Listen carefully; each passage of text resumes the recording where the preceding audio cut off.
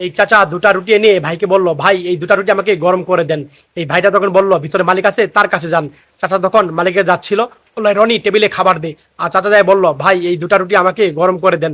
আর তখন এই ভাইটা রুটি হাতে নিয়ে বললো, রনি দুটা রুটি গরম করে দে। আর তখন চাচা বলল, চাচা রুটি দুটো আপনি কি দিয়ে খাবেন?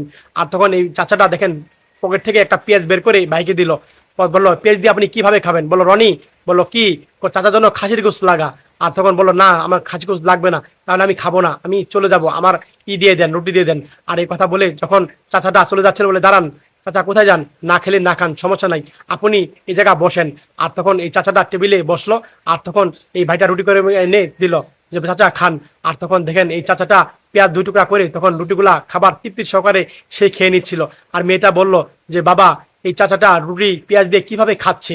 আর তখন এই ভাইটা বলল, চাচার পকেটে টাকা নাই, তার জন্য চাচা তরকারি দিয়ে খেতে পাচ্ছে না। এই ভিডিওটা দেখে যদি আপনাদের ভালো লেগে থাকে, শেয়ার করে দিয়েন, মন থেকে শেয়ার করে দিয়েন সবাই বেশি বেশি করে।